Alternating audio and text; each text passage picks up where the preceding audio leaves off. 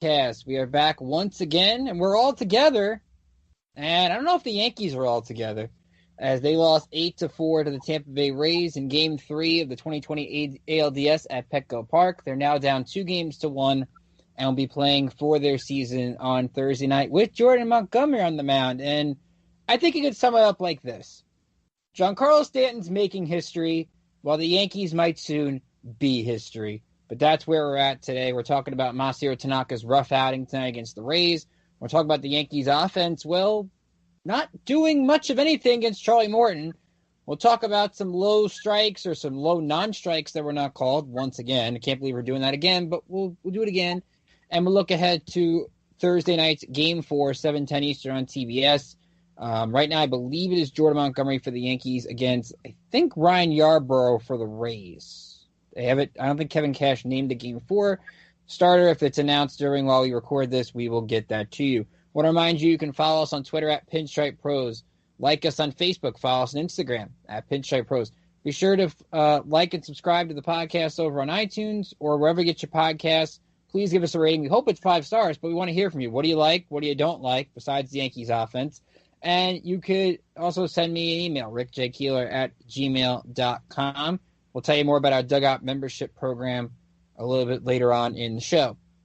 So tonight, as I said, the whole gang is together for, I think, the first time since the Cleveland series, which is really good. Alexis Farinacci, our great social media / Instagram, everything social media, she's behind it. Alexis is here. Alexis, how are you? I mean, besides the fact that was a rough one, doing well, can't complain. Yankees need to get their act together tomorrow, and pretty quickly if they want to stay in this postseason.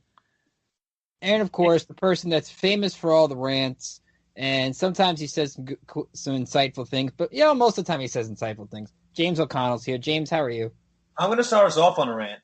I am appalled, I am stunned, and everything between at the level of spinelessness in this Yankee core.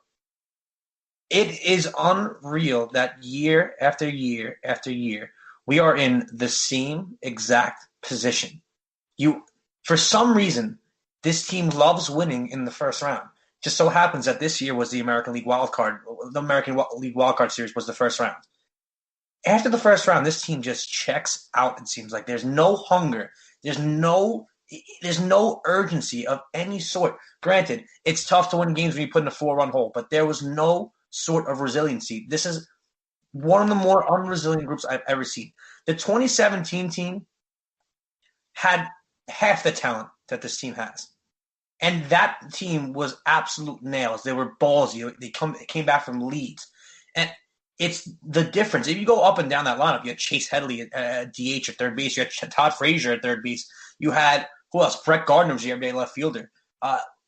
It's unbelievable how this team has got to this point. In 2017, we were sitting around saying, oh my God, this is the next great Yankee core. This is the next team to do it. This is the next run. And year after year after year, they just show this unbelievable degree of spinelessness every single time they get themselves into a hole.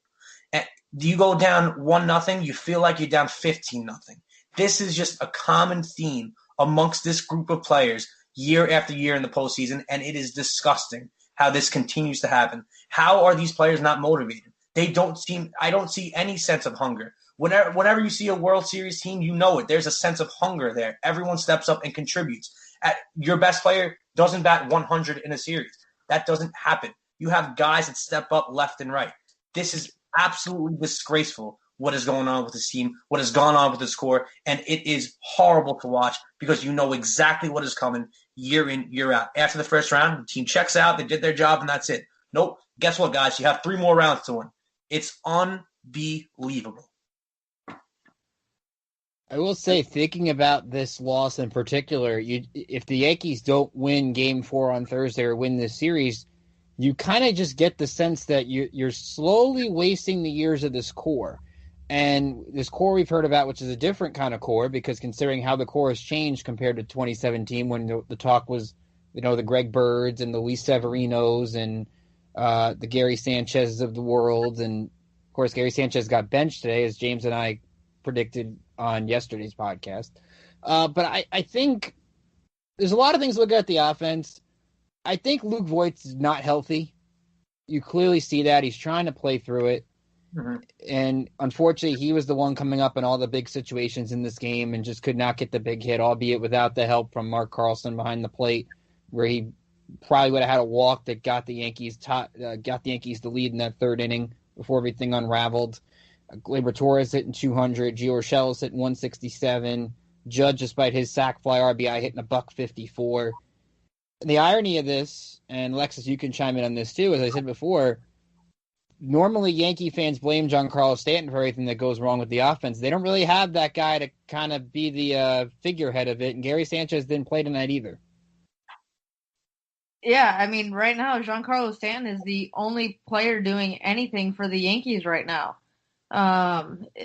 Judge has been silent, going, 4 for 23 or 24 this postseason. Higashioka looked good Monday night, but struggled again tonight. Just nothing coming through. Brett Gardner just continuing to look absolutely horrendous. He did have a base hit off Morton today. He did go 1 for 4. I think Gardner in the games he's played hasn't been terrible in this postseason. I think you're right on the Judge point, because outside of the home run against Snell, what has Judge really done in this postseason? In the home run off Bieber, really the 2 home runs he's hit, pretty much. Yeah, next to nothing, and it's crazy, because this is the guy that's been heroed and portrayed as the next Yankee captain. Well, the way you become the next Yankee captain is you perform in the postseason. And he has yet to do that. I know he's had consistent good numbers, but really, Aaron Judge, if you're going to be Yankee captain, you got to have those moments. If you just think back to every postseason, what moments has Aaron Judge had? Really, 2017, he was hitting home runs with their 5. 2017, I think Gary Sanchez is double in the gap. 2018, there's nothing to think of there. They just got steamrolled. 2019, you don't think of anything Aaron Judge did in 2019, for sure. How did they come? You think of DJ Gregorius' grand slam in the ALDS? Maybe. You think of DJ LeMahieu's home run in the 9th inning of the ALCS? Maybe, sure. And now we're here in 2020, and where is Aaron Judge's moment? Everyone talked about Giancarlo Stanton's Yankee moment. Where is Aaron Judge's? Was it his first Major League at bat? And I am the biggest Aaron Judge supporter out there. But where is that Yankee moment where all of a sudden we started declaring this guy the next captain? He has yet to have his Yankee moment. That's my hot take. I don't care what anyone says. Everyone's yelling about Giancarlo Stanton's Yankee moment. Where's Aaron Judge's? Does anyone know where that one is? I really want to think off the top of my head. Probably be during that 2017 Astros series. Right, Game 5 maybe. We hit Game 4, yeah. Game 4, whichever one. But that's not going to do it for me. That's not, because even in that game there was a bigger moment. It was Gary Sanchez's double. So Where is that moment, Aaron Judge? If you want to be the next Derek Jeter, well, Derek Jeter, you can count on. You need 4 hands to count on for Derek Jeter's Yankee moments. We don't have one Yankee moment for Aaron Judge at any point to win them a game. Last night he comes up as the go-ahead run. He grounds at the third. That's if you want to be the next Yankee captain, you can't do that, and you sure as hell can't bat 100. And I hope I don't want this to be interpreted where I think the series is dead over. If the Yankees come out and win tomorrow, they're in the driver's seat. Sure, but is that going to happen? Probably not. I don't know. I'm not declaring the series over, but I'm saying they better figure something out, because if they don't, man, the calls on the fan, the tweets about this core of players they're going to be questioned, doubted. There's going to be trade this one, trade that one. So they better figure it out tomorrow and show some sort of resiliency. If they come out tomorrow dead, there is a massive, massive problem organizationally. Not even with the players, but if there's no motivation tomorrow, you see it in that dugout, it's dead. You got to figure something out. Well, it kind of starts with the pitching, and I think let's get to Masahiro Tanaka, who was walking a tightrope the entire night, could really not get a 1-2-3 inning together. Got some great help from Judge defensively in the first inning, who took a run away on that ball hit by Ji-Man Choi. But Tanaka went 4 innings, 5 runs, 8 hits, 4 strikeouts, 1 walk, 46 of 73 pitches per strikes. And James Smythe, the great researcher at Yes, had it that Tanaka's last 3 postseason starts, his ERA is over 9. So you now have to kind of revisit Masahiro Tanaka as this great postseason pitcher, albeit he's been a good one. But if this is his last start as a Yankee, he did not go out on a good one. No, definitely did not go out on a good note. And honestly, I don't know why he comes back out for that fifth inning. As much as he had struggled, and what I think all of us considered a must-win game for the Yankees, because let's be real, it was a must-win game with game 4 tomorrow and not our ace on the mound. If you're Masahiro Tanaka, you needed to win tonight, and you did the absolute opposite. Just struggled, could not find the zone, and when he did find the zone, he got hit off of. I mean, 13 hits tonight for the Rays to the Yankees, 7 hits. Absolutely pathetic performance. Yeah, not good for Masahiro at all. I think with his contract up this season, I think he's in trouble. And it really came down, James, to that fourth inning where he gives up the leadoff hit. And then Adames, you could argue that 3-2 pitch. I thought it looked like a strike. I don't know if the umpire got confused that Higashioka stood up and tried to throw the guy out at second, which he would have got the out. Would have been a strike him out, throw him out, double play. Instead, it turns into a 3-run homer for Kevin Kiermaier, who had a great night in the 8 spot, 2 for 4, 3 RBIs. The Rays' 8 and 9 hitters, Kiermaier and Michael Perez, who isn't normally their starting catcher, it's normally Zunino, but they play well with Perez apparently. 4 for 8, 6 RBI, 3 runs scored. So outside of Randy Arozarena, who does everything, the 8 and 9 hitters get it done for Tampa Bay. They just have a lineup where different guys are heroes on different days, and that's what we talked about. Their versatility makes them really tough to beat.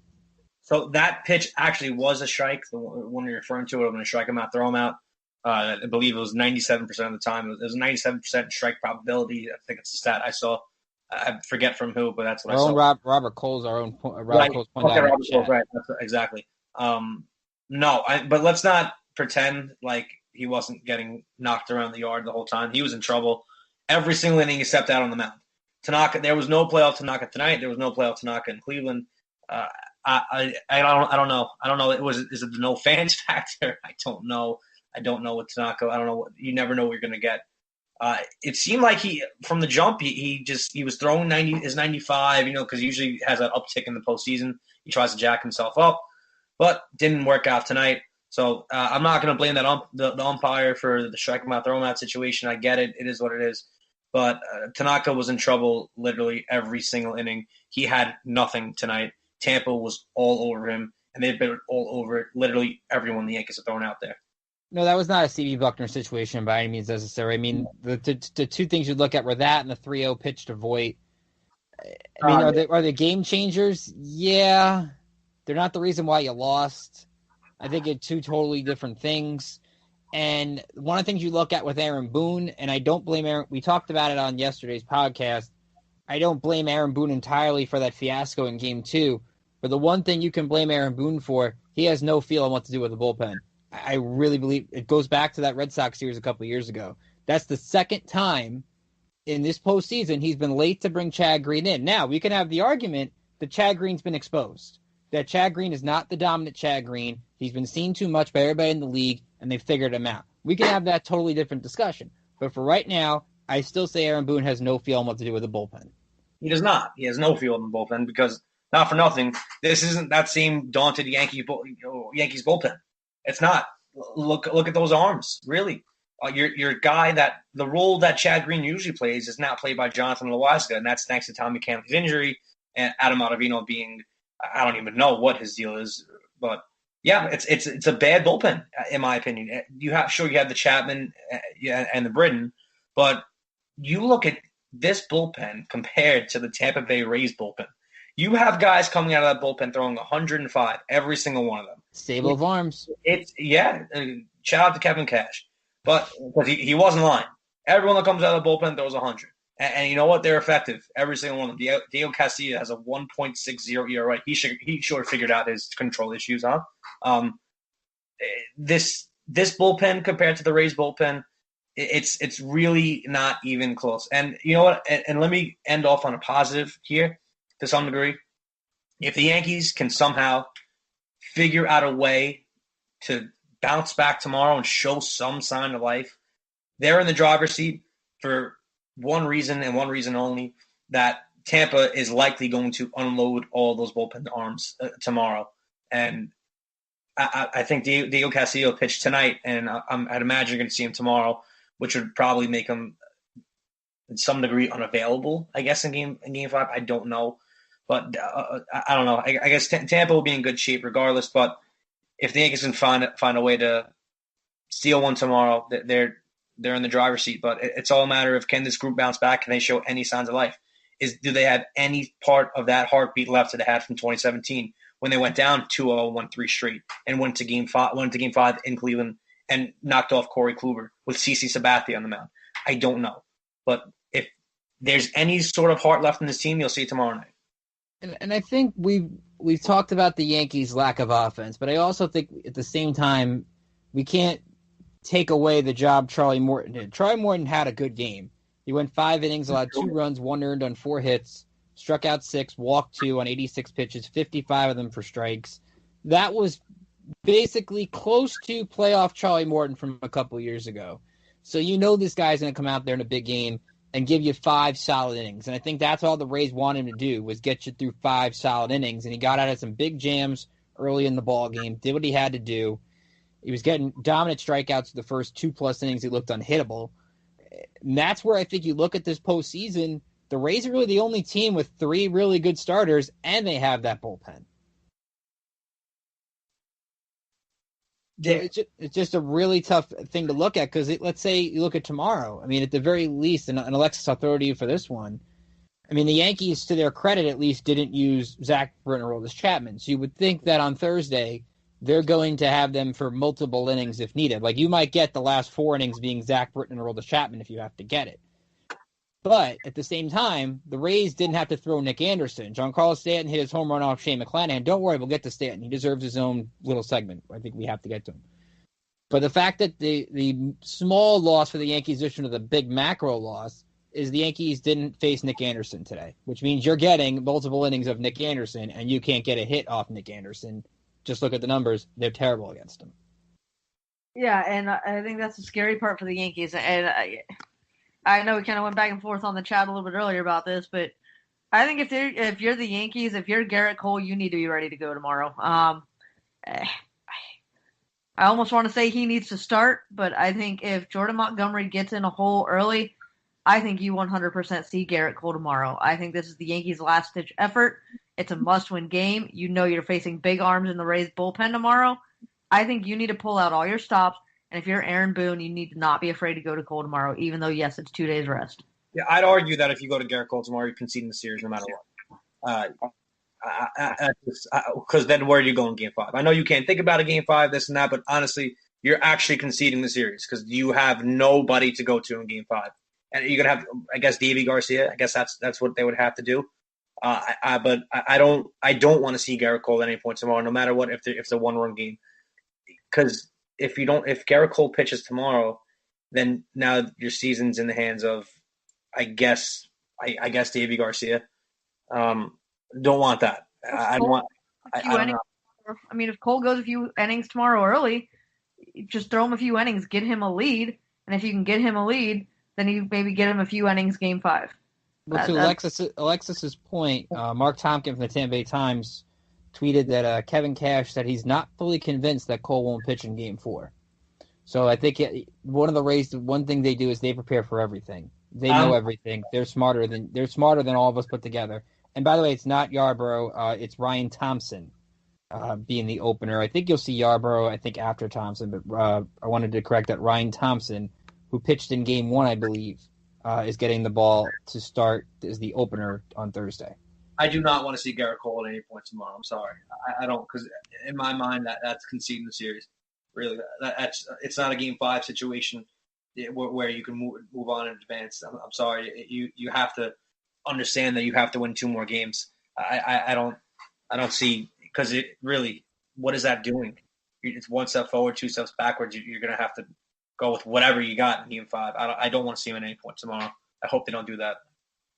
Let's go to Giancarlo Stanton before we get into tomorrow's game. We'll also talk a little bit about the Yankees' other parts of their bullpen did a good job today as well. I want to remind you, of course, you can subscribe to our Dugout membership program. We have player features, scouting reports, player interviews, and much more with our Dugout membership program when we offer exclusive minor league content to our paid subscribers with this program, in addition to our free Major League postseason coverage. Sign up today for either $5.50 a month or $40 per year. You can use the promo code #WelcomeBackBaseball and use the hashtag #WelcomeBackBaseball, and you get your first 30 days free. So if you're not sure about us, give us a shot with that promo code. So let's look at Giancarlo Stanton, who made a little bit of playoff history tonight with his 5th straight game with a home run. I saw Stats by Stats tweet that he had the home run cycle. Yes, the 2-run homer off of Shane McClanahan, but it did get the Yankees, I guess, somewhat back in the game at 8-4. But taking a look at what Giancarlo Stanton does, and it sucks because if the Yankees do lose this series, a historic postseason that could have potentially happened for Giancarlo Stanton is going to be wasted. But you could tell this guy's in a different frame of mind. He's relaxed. He's not thinking about anything. And he's still even putting some good at-bats together. I know he had a couple of strikeouts in this game today, but they weren't really the typical Giancarlo Stanton strikeouts. So even when he takes a strikeout, it's not because he's chasing. It's because Morton's throwing good pitches. Charlie Morton was sharp tonight. I'll get into Giancarlo Stanton. The guy has been the only one hitting really to with some consistency. I know everyone says everyone's young Glaber's batting .450. At least what people are saying to me in an argument. But Giancarlo Stanton's the only guy I really want up right now, which is crazy. And I hate the fact that he is batting 5th. You're going to have to see some type of lineup shake-up tomorrow. Is that moving Aaron Judge down? I don't know, but Giancarlo Stanton has to move up in some degree. Are you switching him and Voit? I think that might be the. I'd make baseball one spot. I would argue you could switch him and Voit, and I would argue that you could put Stanton 3 or Stanton 2. You have to get him with the most at bats. I think that's what you have to. You might have to go Stanton 2, Stanton 2, Judge 3, Voit 4, or Hicks 5. I don't know, but there has to be some type of change up where Giancarlo Stanton's getting more at bats, and I did not think I'd be saying that at any point in the postseason. Alexis, do you think of any lineup changes that you would think the Yankees could go to? And can the Yankees please stop pitching to Randy Arozarena, who went 3 for 4 with a home run again? Stop! I'm giving him the Barry Bonds treatment. I'm giving him the 4 fingers sign and putting him on first base every time at this point. Yeah, I'm glad you're the one who said it because I agree. Stop pitching to Arozarena 100%. Well, we're on that rant. He's a guy who's going to do danger to you. I don't care who you are, where you are, like what pitcher you are, just walk him. I don't care if you got 2 runners on and that loads the bases. Walk Arozarena. Stop throwing to him. But yeah, on the lineup changes, I agree with James. I think you flip Giancarlo and Luke Voit. I don't think Luke Voigt's doing anything except for absolutely swinging for the fences on every single pitch and going down on pretty much 3 strikes almost every single at-bat. Might have had a little bit more control tonight, but still just absolutely swinging for the fences, not accomplishing anything. I think he's really trying way too hard right now, and he needs to kind of chill out. And I think you're going to hear something on that foot when the season's over. I feel for Luke Voit. I can't get mad at Luke Voit as much as I want to. He was inches away from the bat from making it a 5-4 game. You can tell the guy's doing his best. He carried the Yankees in September to get to this point, and you just know he's going to have something done on that foot when this season's over. He's just not right now. Yeah, agreed completely. I had this discussion because I had a discussion with the people I was watching the game with tonight. We were just entering the mold where we were considering this series to be over and talking about what this team would do next year. And I don't want to bring up this discussion, but I'm kind of gonna. I do think that Luke Voit may have to be traded in this offseason. And I don't want to have that discussion. I know he's had a great season, this and that, but you have to get Gleyber Torres back to second, and you can throw DJ LeMahieu at first. Like you can't. I'm sorry. I think the Yankees have to trade Luke Voit in the offseason for a good reliever, for some sort of reliever. This team's just not athletic enough. Really, there's a lot of things going on with it. Luke Voit is not the problem, but solving part of that problem, I think, would be getting Gleyber back to second, putting DJ at first. Sorry to throw that out.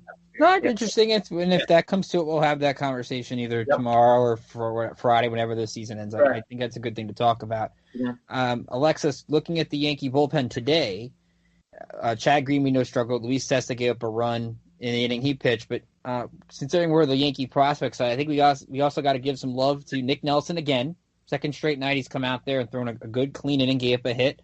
And Michael King, nice postseason debut for Michael King, huh? 2 innings, a strikeout, didn't allow a hit, 23 pitches, 15 strikes. So, yes, they're low-leverage situations. I understand that. But for these kids to get their first postseason innings and really at least keeping it an 8-4 ball game, Nelson and King did a good job those final 3 innings. Yeah, I thought the bullpen held it well. Couple mistakes there, but overall, yeah, I thought they did well tonight. I thought they needed to. I don't think you could have used Britton or Chapman tonight, knowing that you've got Game 4 tomorrow and it's a must-win regardless. Overall, job well done by the bullpen tonight. So let's look into tomorrow again, Game 4. Let's start from the Yankees pitching side, and we can get into what they might look at with Thompson. Let's do this. Over, under. What do we send the over, under on and how many batters Jordan Montgomery gets to actually face? Because I can't get September 2nd out of my brain when the night after the Rays got into it with that whole Chapman-Brousseau thing, and they basically took the Yankees' soul in the first inning with 4 runs, home runs by Rosarena and Brousseau. I mean, I like Jordan Montgomery. I think he's not going to be fazed by the moment. The kid's pitched at South Carolina. He's pitched in big games before in the SEC. Of course, different animal, but he's at least been on this kind of stage before in a way. I don't know how he gets out of one time through the order. And then is it Garcia? We mentioned the Cole debate. I really think the key for the Yankees tomorrow is to get 15 outs, and then Zach Britton and Aroldis Chapman combined have to get the final 12. I think that's a stretch. I don't think they're going to be able to get 12 outs with Chapman and Britton. Well, I don't see why not. They've only pitched. Britton's only pitched once in the series. Chapman hasn't pitched at all. Do you really think that Chapman and Britton both go 2 innings apiece? I think I think they're fresh enough where they can. I mean, Britton has barely pitched. Chapman's barely pitched. Chad Green did not go. Did Chad Green pitch in Game 3? No, right? Chad Green pitched today, yeah. No, I'm sorry, in Game 2. No. Okay, so Chad Green is available again tomorrow. I know he's probably going to get hit, but you have to go. I think you have to try to get 5 out of Montgomery minimum, and then you got to try to somehow go out of Vino. Do you trust this team to let Jordan Montgomery throw 5 innings? Because after Game 2, no, I don't. Did Luis Cessa pitch tonight? Luis Cessa pitched in the 6th inning. Yes. Okay. Well, I'm thinking you got to go maybe try to get 4. I think 3 or 4 out of Montgomery. Gonna have to go back to Cessa and just try to piece it together. At the end of the day, Tampa's doing the same thing. Granted, with much more talented arms, but I guess 3 would be ideal. 4 would be ideal for Montgomery. Cessa, Ottavino, Green, then Britton, Chapman. You have to do some combination sort. Maybe I have some confidence that Britton can get 6 outs or 5 outs. I don't have all that much confidence that Chapman can get 6 outs. But we'll see. We'll see what happens. I don't know. I have really not much confidence in this team as a whole right now. Why would you? They look lifeless. It's just been a recurring theme over the last couple of seasons in the postseason. So, I don't know. I have no expectations tomorrow. Actually, I'm sorry. I do have an expectation tomorrow. I have an expectation that we will be talking about the offseason tomorrow. Sorry for that first, but. I mean, you're talking to the person that picked Rays in 4 coming in. I'm not shocked by it, but I think, Alexis, I'll let you give your perfect pitching plan.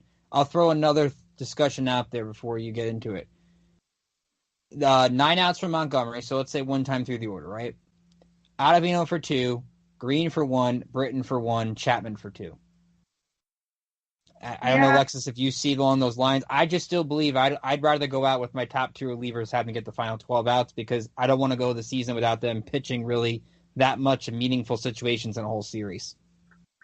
Yeah, I mean, I agree with you. I think Montgomery only goes 1 time through the lineup. The only thing I worry about is if he doesn't get through that full lineup, do you go Davy Garcia after him?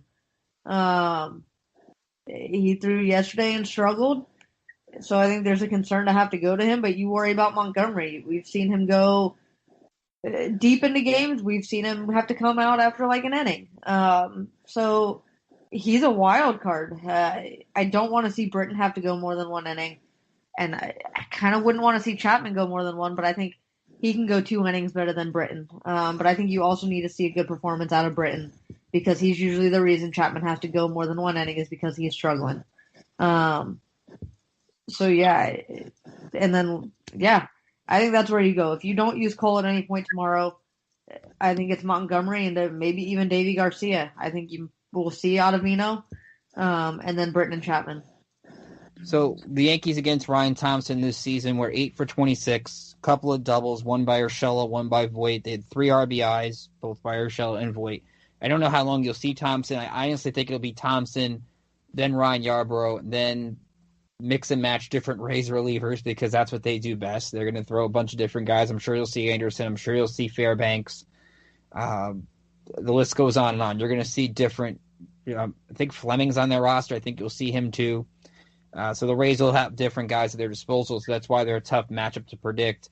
Before I get into really the rest of the games today, Alexis, I want to give you a chance to chime in because you didn't get to yesterday. Well, give me your thoughts from Game 2. We've heard everybody. We've heard Michael Kay and the Yes Network rip the Yankees, which you don't get from any team-affiliated network or station. So you have to give them credit for ripping Aaron Boone and that organization the way they did. That's not easy to do. And I'll comment still on Hap because I didn't really get to after Hap's comments last night, and Boone's comments as well. But Alexis, go ahead. Yeah, I thought last night was absolutely disgraceful. What the heck are we doing throwing Davey one inning and then going to Hap? I think you question going to Hap at all in this series. I know you have to because you have no other starting pitching, but my goodness, if you thought you were throwing the Rays off yesterday, you did the absolute opposite. They had your number big time, and you threw nothing new at them. You threw nothing that was unexpected at them. If anything, you just kind of made yourselves look like fools. I mean, you blew through the bullpen yesterday and put yourself in a hole for today as is. Your bats were silent. Nothing looked good yesterday. And then Brian Cashman's comments last night just didn't really seem to care as much as I think Yankee fans would have hoped. Just a really weird off night and day for the Yankees yesterday. And they've got to turn around tomorrow or they're going to risk losing part of their fan base. I mean, their fan base is going to rip them to shreds this year, and it's going to force Cashman to have to make moves during this offseason. If we get fans in the stadium next year, if you're Cashman, you might not have to worry about that if you don't make some moves this offseason. He kept talking to Joel Sherman, the New York Post, about this collaborative effort and how Aaron Boone ultimately is still the last one to make that decision. But I still don't believe Aaron Boone is the last one to make that decision. Not because at all. It's that collective effort. And the one thing I'll say on Hap, and then we can go into the rest of the day in baseball, and we'll just chime in they can. Because we got off the podcast last night, and I heard J Hap talk saying, I preferred to start. I told the Yankees I preferred to start, and they went the other direction. I'm sorry, we're in 2020. I didn't realize that in baseball rosters, we only cater to 27 of the 28 players on our roster. I get it. The Yankees hate Hap. Hap hates them. I completely get that. But you know how the Rays make openers work? They bought in. The players bought in because they know it's the best interest of the team. And when you have a player that says, you know what, I prefer to start, tough luck, let J-Hap start, let Davy Garcia follow after him if you really want to believe that. I get it, Hap didn't earn the benefit of the doubt, but he at least had a good September to get you to this point. If we're really all about catering the players, we can't just now not cater to specific players. I'm sorry, there's a grudge here, and the Yankees honestly thought give a big F you to J-Hap last night. And I did not like that at all. He deserves better. Yeah, I absolutely agree. Their reasoning for not going to him was just pathetic. I think if you're Hap, honestly, I don't know why you want to continue to stay in this organization.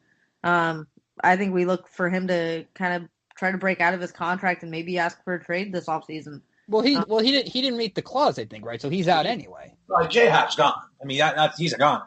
Well, did anyone see Trevor Bauer's tweet tonight? Yeah, I took that he's trolling.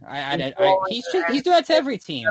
So I'm going to put it on record here: the Yankees will never ever sign Trevor Bauer because if you don't know this, him and Garrett Cole hate each other. They will find another way to build this rotation. So look, I know this is kind of early talk, but you're gonna have to walk in there with Garrett Cole, Luis Severino at some point. And it's time, to Ricky's point, he's been screaming about it for how many shows now. It's the Yankees' turn to develop some pitching. They haven't done it. Everyone's developing these arms except the Yankees. Why is the only solution to go out there and get a starter? The Indians developed all their arms: Clevenger, Bieber, Carrasco. Why can't the Yankees develop a Clark Schmidt? Why can't they develop a Davey Garcia? And to Ricky's point, because they don't allow it. They feel like they have to win every single season. And granted, they do, than the Yankees, but they don't give these guys a shot. It's time for the Yankees to develop one of these arms. It is. Clark Schmidt has to be a frontline caliber guy at some point. He has the talent. Everyone says he has the talent. It's time for the Yankees to let someone develop. It is. Give him a roster spot, give him a rotation spot, and let him go. You don't want Trevor Bauer because the only reason I think is because you constantly don't want to give him 1-year contracts.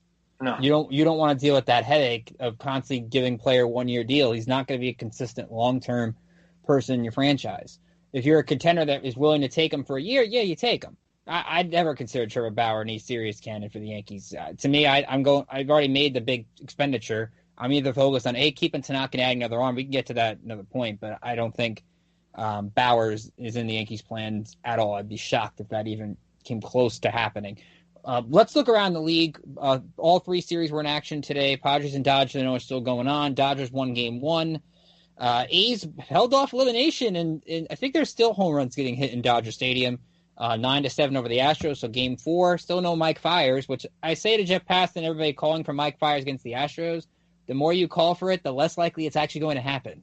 Because I don't think the A's really want to put Mike Fiers in that situation if they don't have to. So, but the A's at least survived, give them credit. And the Braves continue to shut out opponents. Their third shutout of the playoffs, 2-0 over the Marlins. Ian Anderson was great. Dansby Swanson went yard. Travis d'Arnaud, which makes Met fans angry, went yard too. Luis Sixto Sanchez trying to save the Marlins season Game 3 on Thursday. A's Astros Game 4, of course, Thursday. All four series will be in action. Very quickly, Alexis, your thoughts on the day's other postseason action?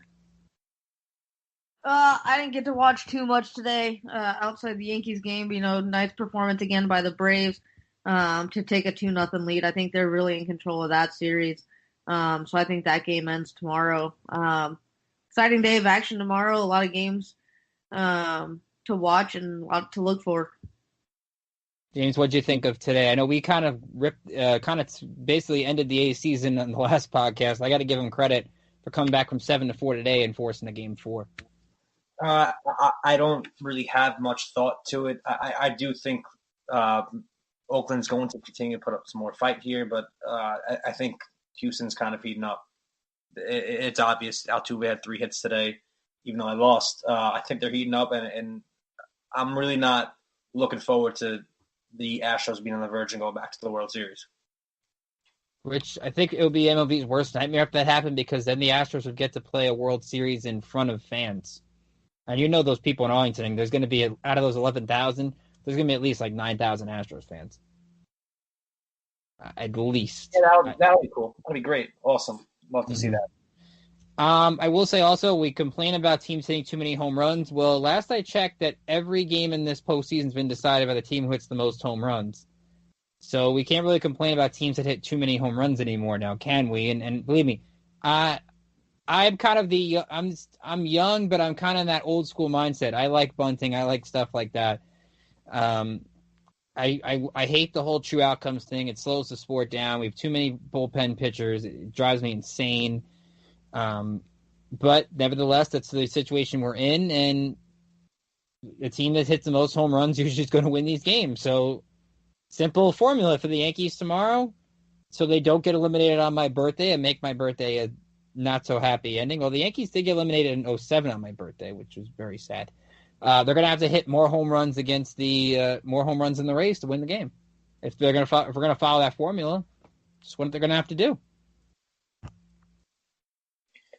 I mean, we'll see what happens. No faith in this group tomorrow. Sorry, they just appear to be spineless. I'm sorry, just call it out as this appears to be a spineless team with no resiliency, and that's the way I'm going to feel about it until they show me anything different.